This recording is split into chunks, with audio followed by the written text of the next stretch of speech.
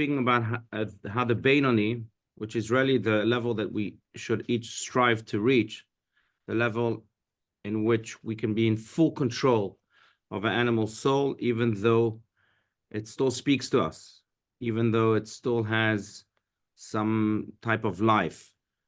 By the tzaddik, for example, it's dormant. It depends on what type of tzaddik. The complete tzaddik was able to completely eradicate it or transform it into good. But for the Benoni, it's still there. But there are moments. There are moments in the life of the Benoni in which the Benoni can elevate himself to a point that the animal's soul now becomes dormant like it is in the tzaddik. Those moments, as we said, are during prayer, during the Shema. We spoke about prayer also together, to focus on prayer last week. Or sometimes moments like that, even not during prayer. And what's difficult for the Benoni, as we mentioned, is because there are moments that are such high moments, it's hard to come back and to fluctuate between the highs and the lows, and at the same time to remain in full control of the animal soul. But the Benoni, of course, succeeds in doing so. So that's the big idea that we shared. And let's continue, as you mentioned, Margot, page 292. 94. Oh, sorry, 294. Go for it. Okay. Yet, because the evil has not the sole sovereignty and judgment, the dominion over the city, the Benoni experiences desire for the lusts of the material world, but he is not a Rasha. There is a basic quintessential difference between the two. When the Rasha lusts for something, he actually carries out his desire, if not in deed, then in conscious, willful thought. On the other hand, the animal soul of the Benoni is unable to carry out this desire from the potential into actuality. Okay, yeah. So just continue one more paragraph because I think it's connected very much to this. Go ahead. The arousal, the initial urge, transpires in the Benoni with the same intensity and force that it does in the Rasha. But for the initial urge to be implemented in practice, it must gain control of the person. And the Benoni is one who never allows the evil in his heart to gain such control. The sovereignty, the ultimate verdict of the eternal tribunal as to what should actually be done, is not in the hands of evil. So it is unable to carry out its desire into actuality. Okay, yeah, and then we'll continue, yeah. But I think it's a very important note this, because we often judge others or judge ourselves. It's even worse to judge others, but we judge ourselves based on the desires that we have. So we say, oh, we just had an evil desire, we had this evil temptation, so it must be that we are evil, or that we are at that moment in loss of control. And yet the Tanya says something quite the opposite, and says that the desire itself does not define who you are, what you are. Why? Because you can control it. The Benoni has those desires that are not pure, but he can control them. He doesn't allow the desire to become more than a desire. It doesn't. He doesn't translate into practice, into action. And therefore, he is a Benoni, which is, again, one of the highest levels one can reach, or the highest level most people can reach, because he allows that desire just to be a desire, nothing more. Now, the tzaddik doesn't even have a desire, but the Benoni does. But the intention itself are, they say in English, all roads to hell are paved with good intentions. That's only if the intention is translated into action. And sorry, if it's not translated into action, right? The good intention is not translated into actions. The Benoni has the wisdom to translate the good intentions into practice and to enable the bad intentions just to remain bad intentions. Now, how does that wisdom come about? By the simple awareness that your desire is not you. What you may be feeling is just a feeling. You're a human being. That's the human condition. You'll feel all sorts of things, but it's not you. I think what separates the Benoni from the Rasha is that the Benoni believes that the desire is not him, and therefore he doesn't carry it out. While the Rasha says, oh, I have this desire, it must be who I am, there's nothing I can do about it. We've often heard the sentence of, well, this is who I am, and enables, therefore, the desire to translate into action to become more than what it is. And I think it's a very important point, because as we've so often said, you know, at the end of the day, we are what we do, not what we feel. And those feelings don't really matter as long as we can have full control over them. Now, I want to go a little bit deeper into this because I want to go into the world of feelings and say that there are, of course, two types of feelings, right? There's the type of feeling that is immediately controlled. So I have a temptation, I immediately remove it, like the Benoni does. And there's the type of feeling that does not necessarily become an action, but it can overtake me to the point that it becomes much more than a feeling. It becomes almost a state of being. We see that, for example, with sadness. Sadness can become depression. And I'm not talking about clinical depression. I'm talking about just a state of being of depression, where I enabled that emotion just to flare. Now, that may not be what the Tanya is speaking about here, what the Benoni's feelings are. Benoni's feelings are instant, quick, and removed immediately. The feelings that become a state of being are feelings that the Rasha has, not the Benoni has. So I'm not talking about the second type of feelings. Talking about, that's what the Tanya is talking about, the first type of feelings. But we have to remember that feelings at the end of the day, even that second type of feeling should not define us. They're not who we are. And they can be removed. And as soon as they're removed, then we've become a Benoni at that moment. We don't enable it to control us. So that's the idea here. Well, but let's continue. I'd love to hear your comments, though, and your disagreements and so on. So feel free, please, as we always say, to unmute yourselves and speak up. But otherwise, let's continue. But so those feelings can clothe themselves. Go for it. By clothing itself in the organs and limbs of the body, indeed, speech or actual thought. Obviously, a person is unaware of the drives and urges rising within him until somehow they express themselves in the form of a conscious thought. That is, to consciously dwell on the pleasures of the material world as to how to satisfy the lust of his heart. There is a world of difference between one who willfully thinks sinful thoughts, whether thoughts of actually committing a sin or simply contemplations of the sin itself, and one in whom sinful thoughts arise that he immediately banishes at the moment they entered his awareness. Right. That's what we were speaking about, between that feeling and the state of being.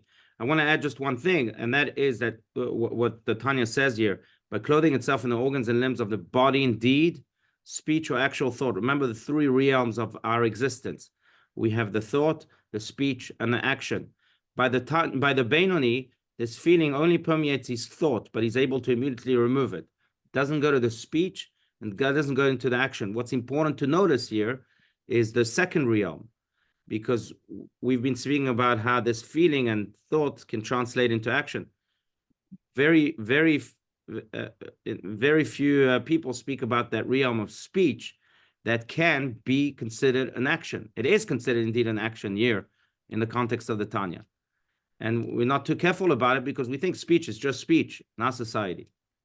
But speech is an action. The Tanya speaks of the Benoni being a Benoni because he doesn't allow the thought to become a speech. If he had allowed the thought to become a speech, it would have become an action, because speech is a form of action, which is an amazing idea if you think about this, because our speech really defines us. Our thought does not, as we just said. But the way we speak certainly defines us. In fact, and Passover is coming up soon, right? About 2 months. So on Passover, we read the Haggadah during the Seder, and we read about the 4 sons. Remember them? Now, it's interesting because each of them are introduced to us by the following statement. Chacham Mahu Omer. Rasha Mahu Omer. Tam Mahu Omer, and Sheno Yoda Lishol Mahu Omer, which means the wise son, what does he say? The Rasha, what does he say? And the Kotzker Rebbe would say something very powerful. He would say, why this introduction? What does it mean? The wise, what does he say? This child, what does he say? And what the Kotzker Rebbe says is that, no, you can read the sentence like this. Chacham Mahu Omer. Rasha Mahu Omer. the wise son, and same for each and every one of the 4 children. The wise son, what is he? Mahu Omer. Look at what he says. Omer means to speak. If you want to know the essence of a person, look at his speech. The way a person speaks is the way the person is. Now, that's how we view speech. So view is a type of action. The Benoni doesn't allow the thought to become speech because, again, that is a type of action. It's a type of action. Action reflects who we are. We are what we do, right? That's what we said before. So it's not just deed, but it's the deed of speech. Speech is considered to be a deed, not just vanity, not just breath, not just air. Hot air, they say. Not just hot air. It's actual deed. And it reflects our very essence. If you want to know a person, Mahu Omer, look at what he says. You know, they say you want to know someone, look at his friends. You want to know someone, look at his hobbies. Well, Judaism would say if you want to know what the essence of a person, look at what he speaks, what he says. I Now, think words can hurt you more than actions or something. that's right. That's right. Rabbi Telushkin has a book that I would warmly recommend that says, in that regard, that is called Words That Hurt and Words That Heal. I think I have it here. Something like that. Words that hurt and words that heal. Speaking about, indeed, the power of words that can hurt, because words are viewed as actions in Judaism, not just as breath. Now, to go deeper into speech, not to deviate too much, but of course, it's not just the content of the speech. It's also the mannerism of the speech, so to speak, or the tonality of the speech, or even the way speech is directed, the way it is formed. So I could say yes in 5 different ways, in 10 different ways. I can say no in 5 different ways. I can say no with empathy, as I do try to do with my children. No, you can't do this. I feel you, but no. Or I can say no, like in a dictatorship type of way, a very authoritative way, right? It's not just, again, the content, it's the mannerism of the speech too that counts.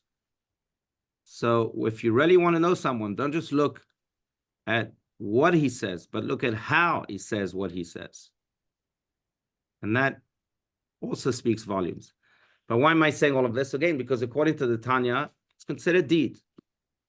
It's the clothing of the, as it says here, clothing itself in the organs and limbs of the body, indeed, speech or actual thought. But deed and speech are almost the same. And it's, I think it's an important lesson in our age that perhaps is an age in which we see words being shed, just the quantity of words, but certainly the quality of words being shed much more than in any previous generation. I mean, there's so much ink being spilled these days, everywhere. Social media, newspapers, and internet, and people speaking nonstop. I think previous generations were much more silent in that way. So we've lost almost full control over our speech, and it's time to restore it, because again, Judaism sees it as a deed, not just as breath. Rabbi, Yes. so can we apply these concepts of Sadiq, Benoni, and Rashi to the story of King David? So let's look at those characters: King David, Jonathan, and King Saul. Yeah. And even the prophet You're right, Samuel. Samuel. Yes. So you mean to apply, like, who was a tzaddik, who was a rasha in each Yes. of the, Are they all Sadiqs or? I don't know. It's hard for me to say. Look, I think they, in many ways, were very, at some point in their life, were maybe fluctuating, but eventually I think they were all righteous. But I can barely judge myself. Who am I to judge biblical characters? I don't know. I don't know. But yeah, look, there's no doubt that, look, even King David, if you look at the book of Psalms, for example, especially if you look at Psalm 51, where he speaks about He has sinned against the Lord always. Chatati negdi tamid. That's the way he puts it. And the Tanya, by the way, speaks about that verse, that it's not that he was in a constant state of sin. I don't think anyone can be in a constant state of sin. It's just that when he says, I have sinned against the Lord always, he says the potential of sin is always there. And I have to remind myself, that's what the Benoni also has to do, is to remind himself, you still haven't conquered the animal soul fully, so the potential of the soul is there, of the sin, sorry, is there. So again, going back to King David, King Saul, they certainly, at some point of their lives, at least, fluctuated, but I think that at the end of the day, they were able to control the animal soul. So you're saying it could be like a fluid kind of, like you can start off being a Bain. I mean, they were meant Right. to be Sadiqs, but a Sadiq could have been a Benoni before he became a Sadiq. Sure. Tzaddik also works on himself a lot. Now, it's like, not to belittle the status by this terrible metaphor, but I'll still use it. It's like any talent, right? So whether you're Mozart or Michael Jordan or whatever it may be in your own field, Mozart had to work hard to be Mozart, to be the Mozart that we know. But of course, he had a superior talent. Mozart, Bach, you name them. And they were able, therefore, to achieve that which they were able to achieve.